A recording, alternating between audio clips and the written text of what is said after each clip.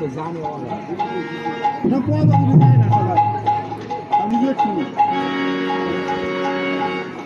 যেটা গানের বই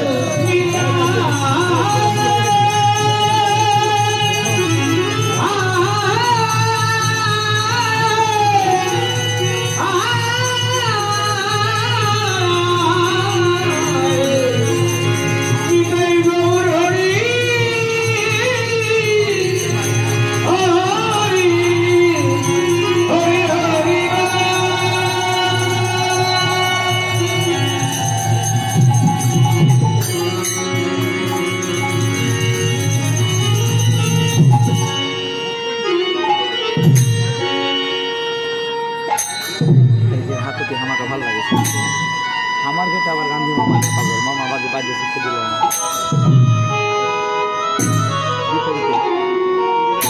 আমাকে 2 দিন 3 দিন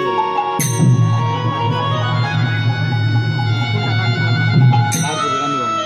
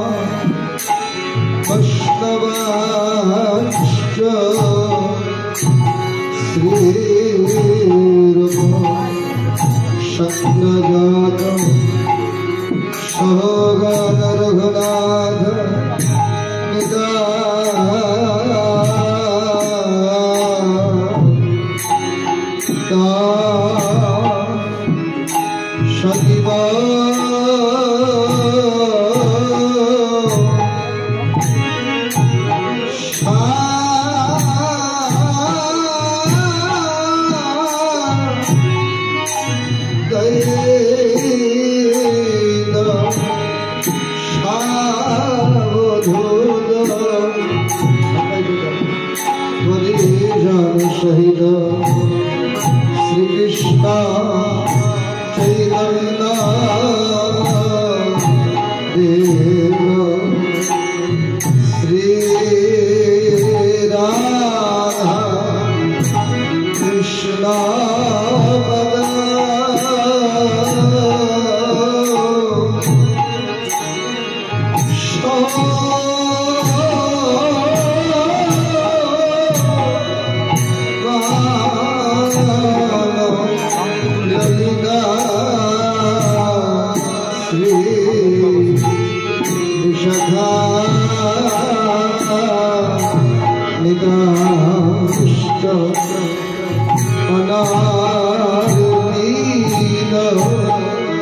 शरीर चिराग नया अवतीर्ण कलो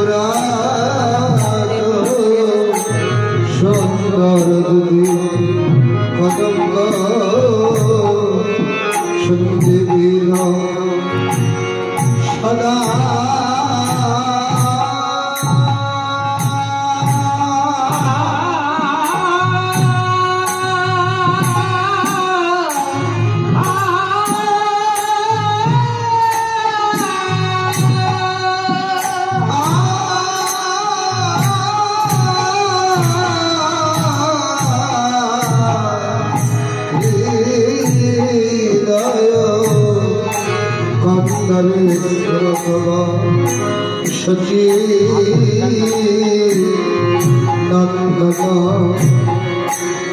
सचिदना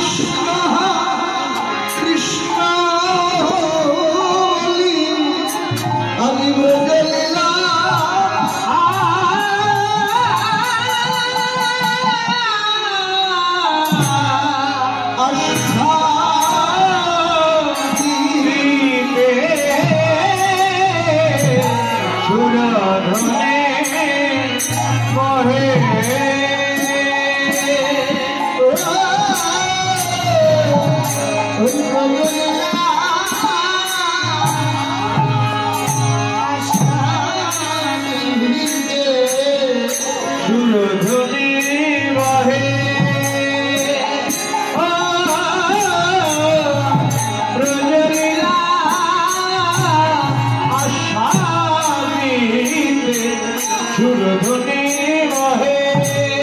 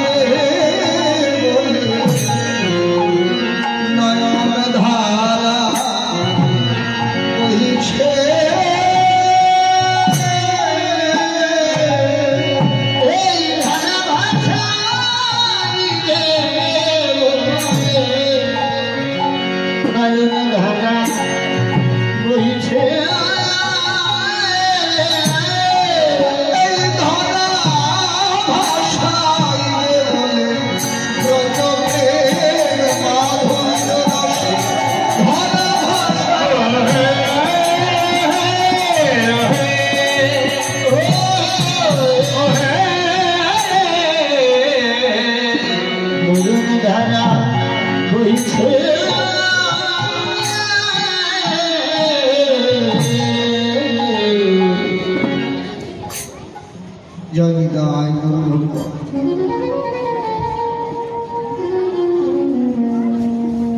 সুখময় ভগবান আনন্দ ঘন লীলা মাধবী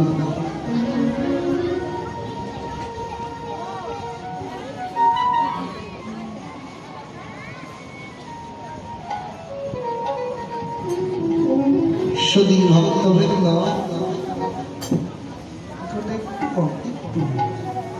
একেবারে কম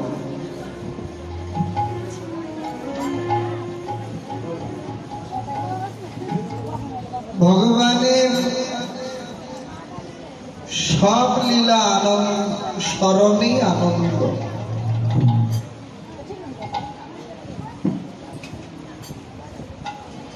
কারণ আনন্দময়ের লীলা কিনা এই লীলা স্মরণে যেমন আনন্দ হয় ঠিক তেমনি জীবের পরম মঙ্গল সাধিত হয়ে থাকে। ভগবান তো মঙ্গলময়, তার নাম লীলা রূপ গুণ মাধুরী সবই অনন্ত কোটি জীবের মঙ্গলেরই কারণ।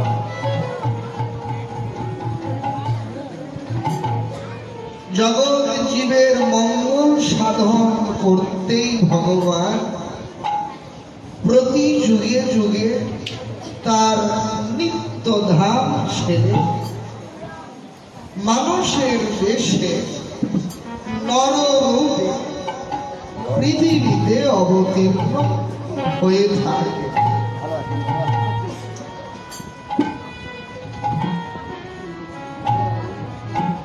ভক্তি শাস্ত্র বলেছেন কৃষ্ণের যত খেলা সর্বোত্তম নরলীলা, নরগোপ তাহার স্বরূপ, গোপ বেশ বেণুকর, নব কিশোর নটবর, নরলীলা হয় অনুরূপ। ভগবানের এই লীলা দেখতে মানুষের লীলার মতো, কিন্তু এই নরলীলার সঙ্গে ভগবানের এই লীলার কোন সম্বন্ধ নাই। যারা ভগবানের এই লীলার সঙ্গে এই জড় জগতের তুলনা করে, ভক্তি শাস্ত্র বলেছেন এটা শুধু অপরাধী নয়, মহা মহা অপরাধ। সম্বন্ধ নেই এর কারণ যদি একটু খুঁজে দেখা যায়, সকলের অন্তরে প্রশ্ন করে দেখো, ভগবানের এই মাধুর্য মণ্ডিত লীলার সঙ্গে এই জড় জগতের যে কোনো সম্বন্ধ নেই তার প্রমাণ ভগবানের এই লীলার যে জ্ঞান আমরা পেয়েছি রসশাস্ত্র শিরোমণি ভাগবত থেকে। তো যিনি ভাগবত রচনা করেছেন ছিল সুখদেব গোস্বামী। তিনি তো এই মায়ার জগৎ সম্পর্কে কিছুই জানেন না, বরং তিনি ভগবানকে প্রতিজ্ঞা করে নিয়ে পৃথিবী থেকে মায়া তুলে নিয়ে তারপর ভূমিষ্ঠ হয়েছিলেন। তো যিনি মায়ার সম্বন্ধে জড়িত নন, তার বর্ণনা করা লীলার সঙ্গে এই জড়জগতের কি সম্বন্ধ থাকতে পারে? তিনি নিজেই জানেন না এই জড়জগৎ সম্পর্কে। এই যে লীলা, ভগবানের এই নিত্য লীলাকেই বৈষ্ণবগণ বিভিন্ন ভাগে ভাগ করে নিয়ে আস্বাদন করেছেন। একটা নিত্য, একটা নৈমিত্তিক লীলা। তো সেই নৈমিত্তিক লীলা বলতে যে লীলা একদিন হয়েছে, দ্বিতীয় কোনো দিন হয়নি। তো সেই লীলার পর্যায় হিসেবে যে লীলা স্মরণ চলছে, তারই মধ্যে এই যে মান লীলা একটা অংশ। তত্ত্বজ্ঞ বলেছেন এই মান বলে নির্দিষ্ট কোনো বানা নেই। পূর্ব গোস্বামী পাদ তার উজ্জ্বল নীলমণি নামক গ্রন্থে অষ্ট নায়িকা প্রকরণে বিভক্ত করে 8টি নায়িকার ভাগে ভাগ করে নিয়ে এই মান লীলাকে আস্বাদন করেছেন। একেবারে অভিসারিকা থেকে শুরু করে অভিসারিকা, বাসক সজ্জা, উৎকণ্ঠিতা, বিপ্রলব্ধা, খণ্ডিতা, কলহন্তরিতা, স্বাধীন ভর্তিকা এবং প্রসিদ্ধ ভর্তিকা, এই যে 8টি নায়িকা, শুধু এই 8টি নায়িকায় নয়, এই প্রত্যেকটি নায়িকার আবার 8টি করে ভাগ। আগামী 64 ভাবে নায়িকা প্রকরণে মান লীলাকে আস্বাদন করা হয়েছে। তো একটু আগে আমার শ্রদ্ধেয় যিনি পুত্রবধ আমাকে স্নেহ করেন, সুদূর ফরিদপুর জেলা থেকে আগত জগৎবন্ধু সুন্দরের ঘরের মানুষ গোপেশ মহন্ত আপনাদের তার অমৃতময় ভগবানের সেই কলহন্তরিতা লীলা স্মরণ করলেন। এখন আমাদের দায়িত্ব দিয়েছে কুণ্ড মিলন, এরপরে আবার মান মিলন হবে। কুণ্ডে মিলন হলে আবার মান মিলন, মিলন তো আর 2 বার হতে পারে না। যা যদিও আমার শ্রদ্ধেয় কাকা তিনিও কলহন্তরিতায় স্মরণ করেছেন, তো সেই লীলার সূত্র ধরে রাধারানী কৃষ্ণ বলে কাঁদছেন, যেখানে তিনি বৃন্দাবন লীলার বিশ্রামে রেখে গেছেন, সেখান থেকে আমরা গৌর স্মরণ করতে প্রয়াস পাচ্ছি। কৃষ্ণ কৃষ্ণ বলি গোরা কাঁদে ঘামে ঘামে, কাঁদছেন কৃষ্ণ কৃষ্ণ বলে। কেন এই কৃষ্ণ বলে কাঁদবার কারণ কি? তত্ত্বজ্ঞ বললেন এই কৃষ্ণ বলে কাঁদবার হেতু 2টি। এক, রাধা গোবিন্দের মিলিত তনু গৌর সৌন্দর্য, ক্ষণেই গৌরের অন্তরে জাগে কৃষ্ণ ভাব, আবার ক্ষণেই জাগে রাধা ভাবের উদ্দীপনা। যখন অন্তরে কৃষ্ণ ভাব জাগে, কৃষ্ণ ভাবের গৌর সুন্দর রাধা রাধা বলে কাঁদে। আর যখন অন্তরে রাধা ভাবের উদয় হয়, রাধা ভাবের গৌর সুন্দর কৃষ্ণ কৃষ্ণ বলে কেঁদে না।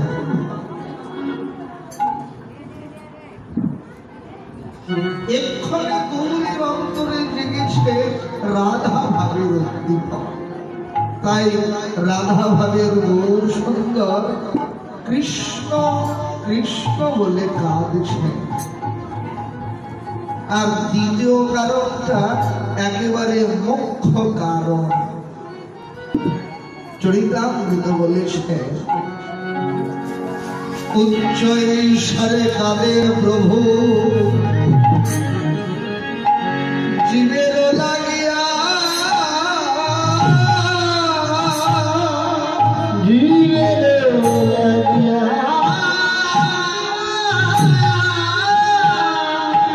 সে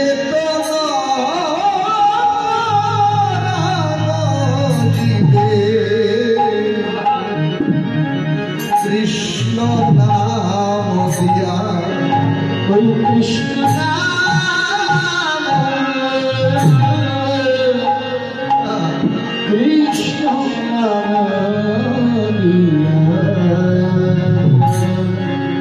কাঁদছে কৃষ্ণ বলে, কারণ এই কৃষ্ণ বলে কাদাই হলো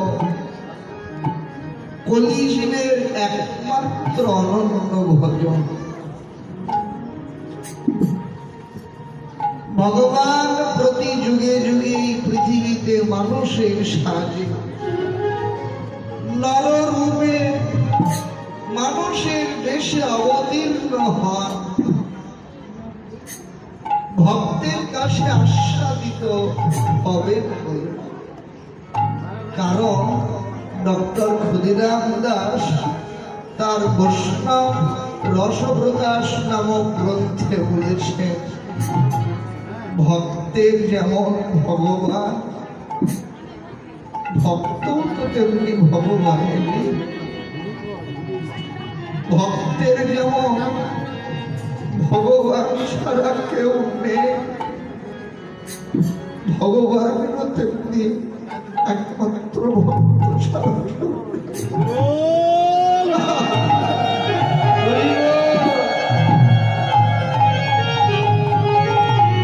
ভক্ত ছাড়া কি শুনে। ভক্ত হলে তার জীবন সর্বস্ব। ভক্তের জন্য এমন কোন কর্ম নেই যে কর্ম তিনি পৃথিবীতে এসে করেন। আপনারাও জানেন, আস্বাদনের জন্য বলা। হিরণ্যকশিপু প্রহ্লাদের পিতা। প্রহ্লাদকে ডেকেছেন, এই দুরাচার, তুই হলি আমার অসুর কুলের কুলাঙ্গার, তোকে এত করে শাস্তি দিলাম, তবুও তুই হরিনাম ছাড়লি না। তুই আমাকে বল, তোর হরি কোথায় থাকে? প্রহ্লাদ উত্তর দিয়েছেন, কেন বাবা, আমার শ্রীহরি তো সব জায়গায় আছে। বলেছেন, এই ফটিক স্তম্ভের মধ্যেও কি তোর শ্রীহরি আসে? বলেছেন, হ্যাঁ গো, এখানেও আমার শ্রীহরি আসে। সঙ্গে সঙ্গে লাথি মারলেন, স্তম্ভটা ভেঙে গেল। আর ভগবান নরসিংহ রূপে হিরণ্যকশিপুর ফটিক স্তম্ভ আবির্ভূত হল। কেন? কি প্রয়োজন ছিল না? তিনি তো ভগবান। ভগবান হয়ে কেন তাকে ফটিক স্তম্ভ হতে আবির্ভূত হতে হল? প্রয়োজন অন্য কিছু না। প্রয়োজন ছিল কি? তার ভক্তের মর্যাদাকে রক্ষা করে। ভক্ত বলেছেন, আসেন, যদি আবির্ভূত না হতে, ভক্তের বাক্য মিথ্যা হতো, ভক্ত মিথ্যাবাদী হয়ে যেত। চরিতামৃতের কথা বলি রাজাকে বলেছেন, দেখো বলি, যদি স্বর্গে রাজত্ব করো, সঙ্গে হবে 100 জন মূর্খ। যদি পাতালে রাজত্ব করো, সঙ্গী হবে 5 জন পণ্ডিত। কি করবে? বলি রাজা বলেছেন, প্রভু, এক মূর্খের জ্বালায় জীবন অতিষ্ঠ হয়, শত মূর্খে স্বর্গে বড় কোনো কাজ নাই। পঞ্চপণ্ডিত হয়ে আমি রসাতলে যাই, 5 জন পণ্ডিতের সাথে পাতালেই থাকি। আমার একটা নিবেদন আছে তোমার কাছে, বলো। বললেন, প্রভু, পাতালে আমি থাকবো ঠিক,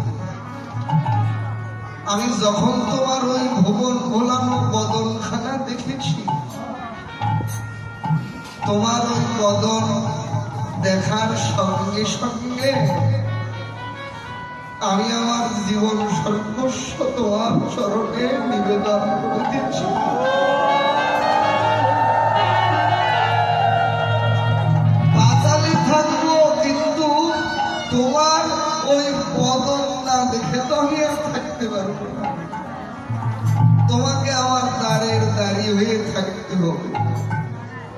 ভগবান বললেন তথাস্তু।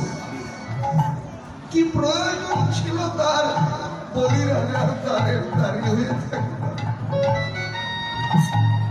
ভক্ত ইচ্ছা করেছেন, তাই ভক্তের ইচ্ছা পূর্ণ করতে তার দ্বারে দাঁড়িয়ে হয়ে কাল কাটাবে।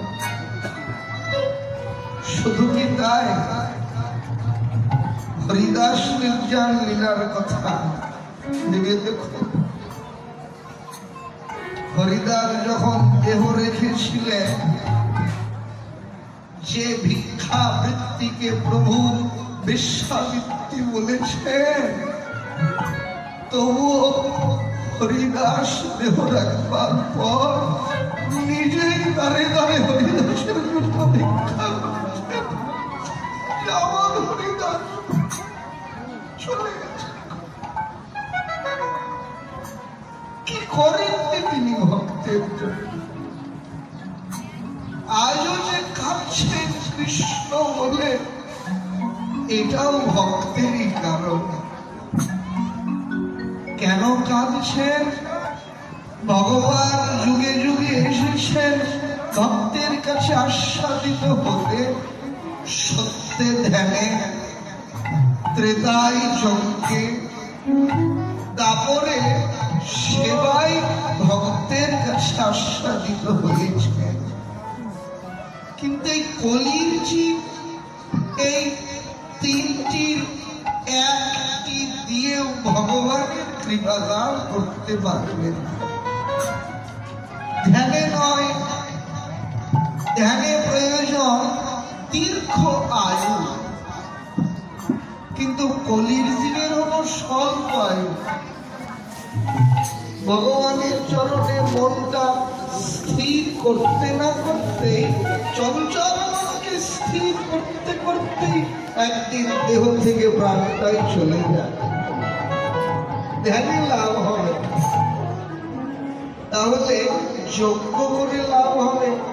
তত্ত্বজ্ঞ বললেন না গো, যজ্ঞেও কলিজীবের প্রতি ভগবানের কৃপা হবে না।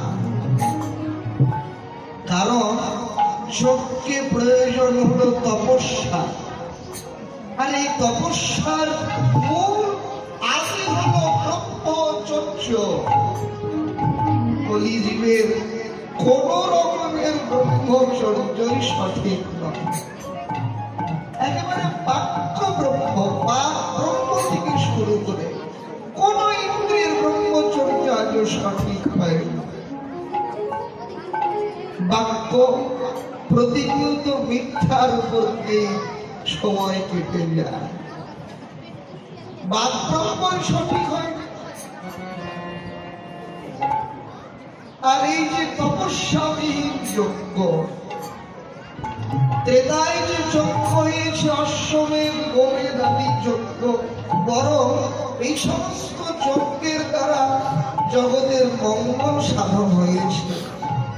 যেমন অশ্বমেধ বা গোমেধ যজ্ঞ করে যজ্ঞে একটা একেবারে অসতিপর বৃদ্ধ প্রাণীকে নিয়ে গিয়ে আহুতি দিয়েছে। আহুতি দেওয়ার পর ওই যজ্ঞের পুণ্য ফলে আবার আহুতি দেওয়া প্রাণীটার নতুন করে প্রাণ ফিরে দিতে পেরেছে। তাতে প্রাণীটার অনেক উপকার হয়েছে কি না, একেবারে বৃদ্ধ প্রাণী যখন নতুন প্রাণ পেয়েছে, একেবারে যৌবন প্রাপ্ত হয়েছে, মঙ্গল হয়েছে তাতে। কিন্তু কলির জীবের সাধ্য নাই একটা প্রাণীর প্রাণকে নতুন করে ফিরিয়ে দিতে পারে। তাহলে যজ্ঞেও হবে না, তাহলে সেবায় অন্তত পারবে। তত্ত্বজ্ঞ বলেছেন না গো, কলির জীব সেবা করেও ভগবানের কৃপা লাভ করতে পারবে। কেন? তত্ত্বজ্ঞ বলেছেন সংকীর্ণ মনে কোন সেবা কখনোই পরিপূর্ণ সুস্থ হয় না। ছোট অন্তঃকরণে কোন সেবাই সুস্থ হয় না। মা বাবার সেবার কথাই বলো, আত্মীয় স্বজনের সেবাই হোক, সাধুগুরু বৈষ্ণবের সেবা হোক, দেব দেবীর সেবা হোক, গৌর গোবিন্দের শ্রীবিগ্রহ সেবা হোক, যেন তেন সেবা কখনোই সংকীর্ণ মনে পরিপূর্ণ হয় না। সহজ কথায় স্থান যত ছোট হয় সেখানকার দূষণতা তত বেশি হয়। এক গ্লাস জল যদি কাউকে থুতু দিয়ে কেউ দেয়, সে জল কি কেউ গ্রহণ করবে? বোধহয় করবে না। কিন্তু কুয়ার মধ্যে, ইদারার মধ্যে কত ছোট ছোট ছেলে মেয়েরা কত থুতু ফেলছে, কুয়ার জলে কোনো দূষণতা নাই। কুয়ার স্থানটা দীর্ঘ, কুয়ার জলে সবই চলে। আবার ওই কুয়ার মধ্যে যদি একটা কুকুর বা বিড়াল মরে থাকে, সেই জলে তখন আর কোনো কাজ চলে না। কিন্তু নদীর দিকে তাকাই দেখুন, নদীর জলে আস্ত মানুষ করে ভেসে যায়, নদীর জল দিয়ে সবই চলে। এ কারণে স্থান যত ছোট হয় সেখানকার দূষণতা তত বেশি হয়। মনটা যত সংকীর্ণ হবে, সংকীর্ণ মনে কোনো সেবা পরিপূর্ণ হবে। সেবার ক্ষেত্রে উদার মনোভাবের প্রয়োজন হয়। যেমন তেমন সেবা না, আপনারাও জানেন, একটু আস্বাদনের জন্য বলা। ব্রজধামের নিত্যলীলা প্রবিষ্টকারী মহাত্মা মুরারি বাবার জীবনের কথা। মুরারি বাবা একদিন এক বস্ত্রালয়ে গিয়ে কাপড়ের দোকানে দোকানদারকে জিজ্ঞাসা করেছেন, বাবা ওখানে সাজিয়ে রাখা যে শাড়িটা আছে, শাড়িটা একটু দেখিয়ে দেবে আমাকে? দোকানদার বানিয়ে দেখিয়েছেন, বলেছেন দাম কত? দোকানদার ভেবেছেন সাধু, একেবারে জীর্ণ শীর্ণ বেশ, তো দেখে মনে করেছেন এত দামি শাড়ি কি করে নেবে। একটু রহস্য করে বলেছেন শাড়িটার দাম 50,000 টাকা, যদিও অত দামি শাড়ি না। মুরারি বাবার সঙ্গে চলে গেছে।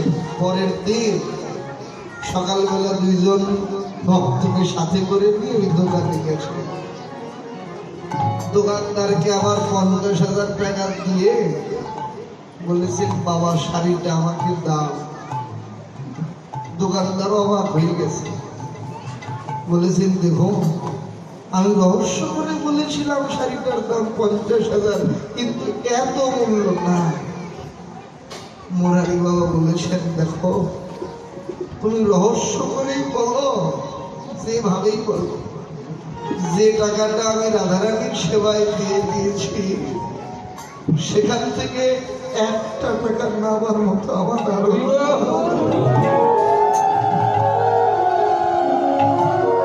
50,000 টাকায় দোকানদারকে দিয়ে শাড়িটা নিয়ে গেছেন আমার রাধারানী করতে। এটা হলো সেবার চিত্র। এমন উদার অন্তঃকরণ না হলে সেবাতে ভগবানের কৃপা লাভ হয় না। তার দুই একটা দৃষ্টান্ত দিলে আরো ভালো বোঝা যায়। অন্যের কথা না বলে নিজের কথা বলাই ভালো। যখন ভগবানের সামনে অর্চনায় বসি, প্রচন্ড গরমে মাথার উপরে হাওয়ার দরকার হয়। অর্চনায় বসে হাওয়াটা ছাড়িয়ে দিয়ে পূজা সেরে উঠে যাওয়ার সময় আবার হাওয়াটা বন্ধ করে দিয়ে ঘর মন্দির থেকে বেরিয়ে যায়। বড় বড় শাস্ত্র করার দরকার হবে না, কঠিন কঠিন সংস্কৃত শ্লোক মুখস্থ করতেও হবে না। সংসার ছেড়ে পথে পথে পার হয়ে ঘুরতে হবে না। যদি মনটা এমন সংকীর্ণ হয় যে আমার সুখের জন্য হওয়ার প্রয়োজন হয়, কিন্তু ভগবানের দরকার হয় না। নিজের মনকে যদি কেউ প্রশ্ন করে, নিজের মনই তাকে উত্তর দিয়ে দেবে যে তোমার ভগবানের কৃপা লাভের যোগ্যতা আজও অর্জন করা হয়নি।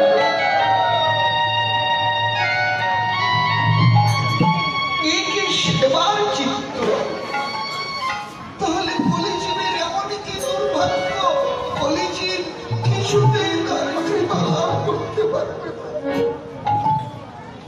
তত্ত্বজ্ঞ বলেছেন, কলিজীবের এই দুর্ভাগ্য দেখেই তো প্রভু এসেছেন, করুণায়া অবতীর্ণ করো।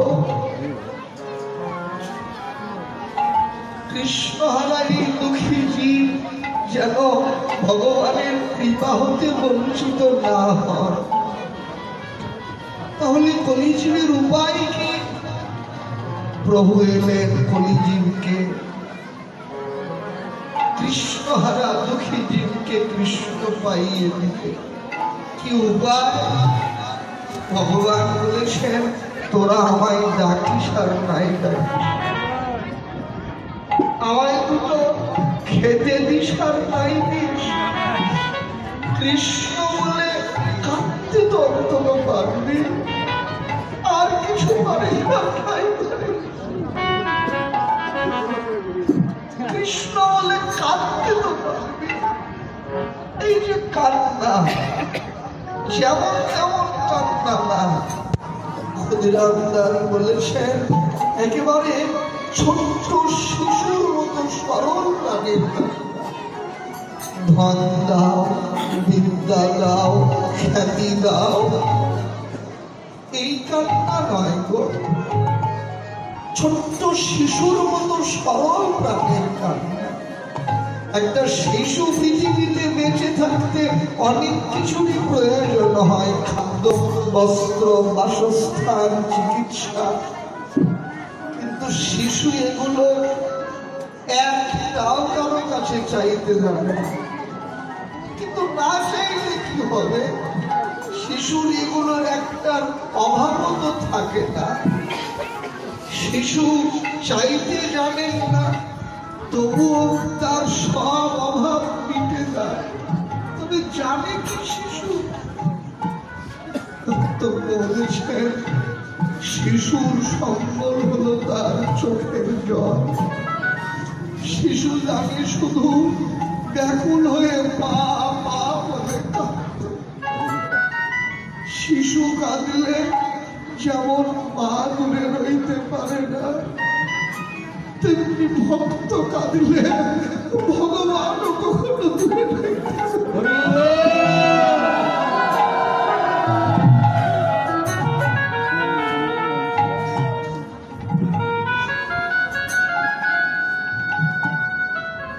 মা যেমন সন্তান বৎসল, ভগবান হলেন তেমনি ভক্ত বৎসল।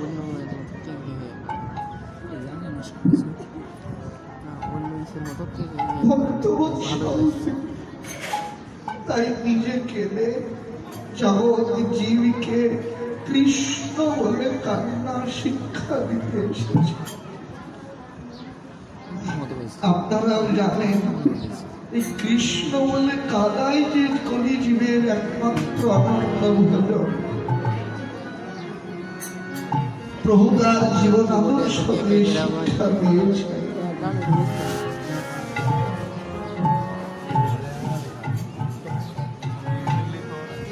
নিজের মুখে বলেছেন, এই 10 পাশে দিলে সবে দুয়ারে বসিয়া উত্তম করহ সবে হাতুটা। এই হরিনাম সংকীর্তনের প্রচার করলেন। কৃষ্ণ বলে কারবার পথ দেখিয়ে দিলেন, সহজ ভজন কলিজীবের জন্য। আর কিছু করতে হবে না। এটাই হলো ভক্তের প্রতি ভগবানের করুণা। ভক্ত ভগবানকে ভুলে গেলে কি হবে গো? ভগবান তো তার ভক্তকে ভুলতে পারেন না। একটা ছেলে জড়ীয় সুখ বিদ্যা বৈভব সবকিছু পেলে ছেলেটা তার মাকে ভুলে যেতে পারে, এটা অস্বাভাবিক কিছু নয়। কিন্তু ছেলে সুখ পেয়ে মাকে ভুললেও, মা হাজার সুখের মধ্যে থাকলেও মা কখনো তার ছেলেকে ভুলতে পারে না। কেননা ছেলে হলো মায়ের নারী ছেড়া ধন। মা যেমন সন্তান বৎসল, ভগবান তো ভক্ত বৎসল। জগৎ জীব জড়ীয় সুখ বিদ্যা বৈভব স্ত্রী পুত্র বন্ধু বান্ধব জীব ভগবানকে ভুলে গেলে কি হবে? ভগবান তার ভক্তকে ভুলতে পারেন। তাই নিজে এসেছেন জগৎ জীবকে কৃষ্ণ বলে কান্না শিক্ষা।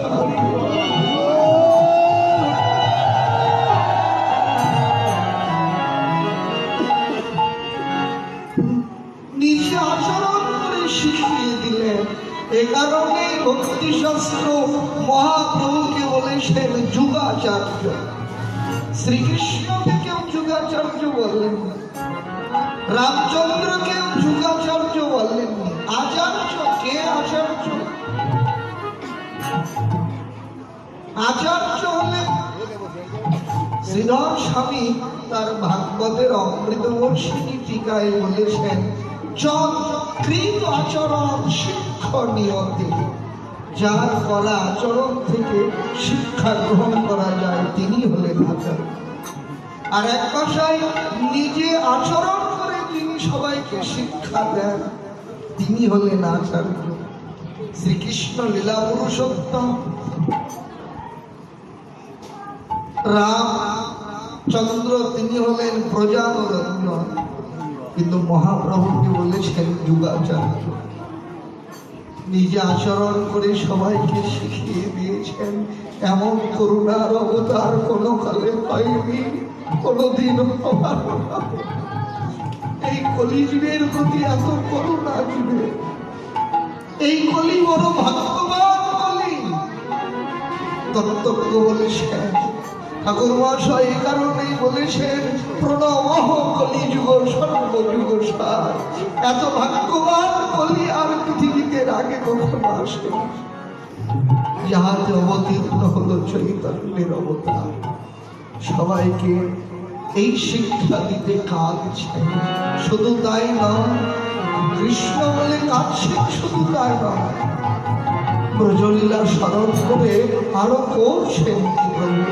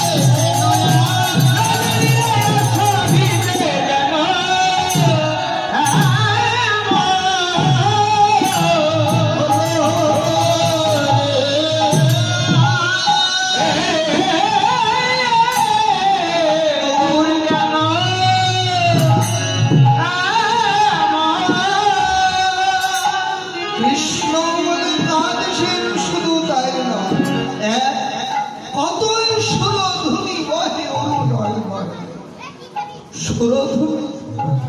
সুরধুনী হলো মা গঙ্গার একটা নাম।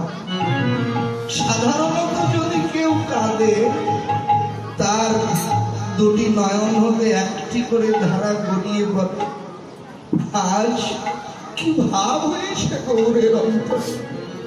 কৃষ্ণ বলে কাঁদছে আর গৌর হরির দুটি নয়ন দিয়ে সুরধুনী গঙ্গা যেমন অবিরত সাগরের দিকে ছুটে চলে, নদীর এই নিরবিচ্ছিন্ন ধারার মতো সুরধুনীর ধারার মতো গৌরের নয়ন থেকে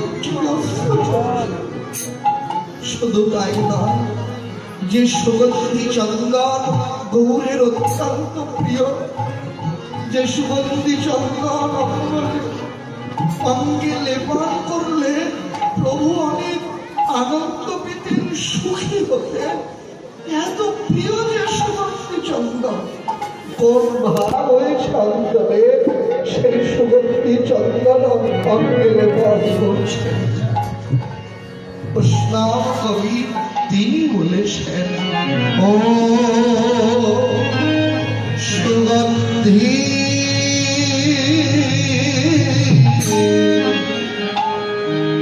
চন্দন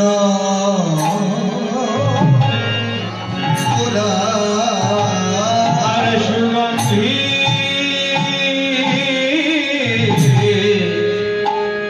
চন্দনে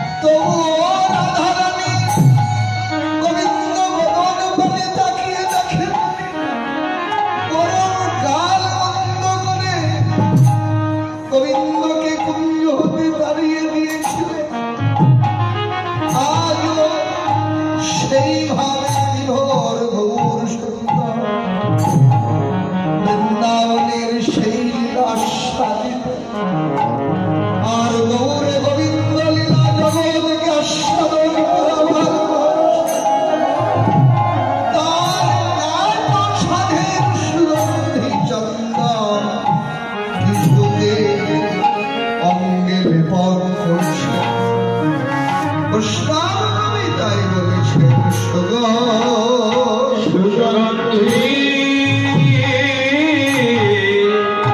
চন্দন গোড়া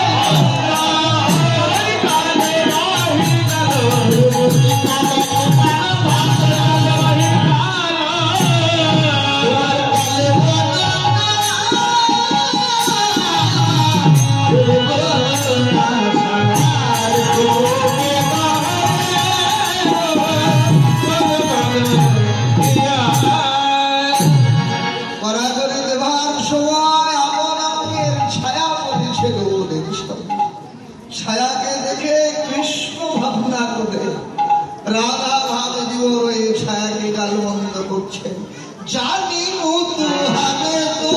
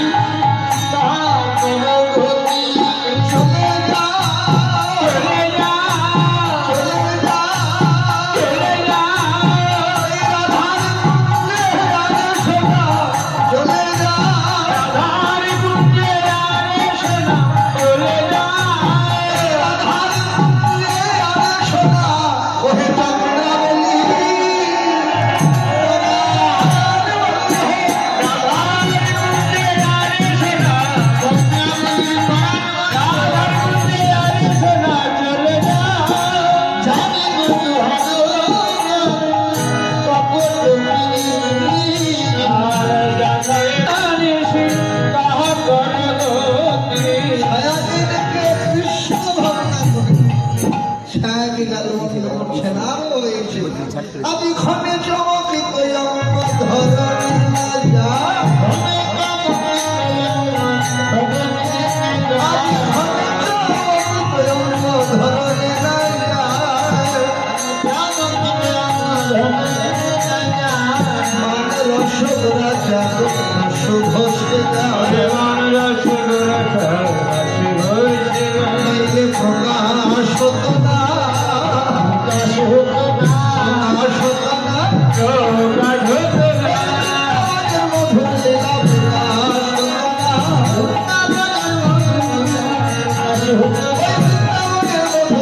যদি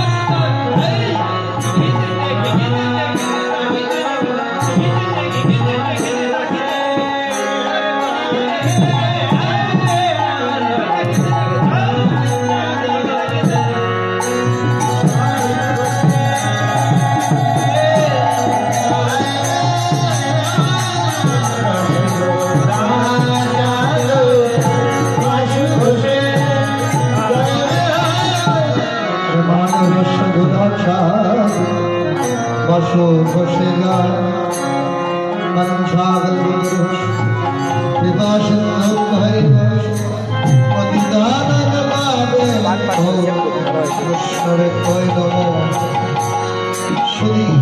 ভক্তবৃন্দ এখানকার আয়োজক বৃন্দের পক্ষ থেকে আপনাদের কাছে নিবেদন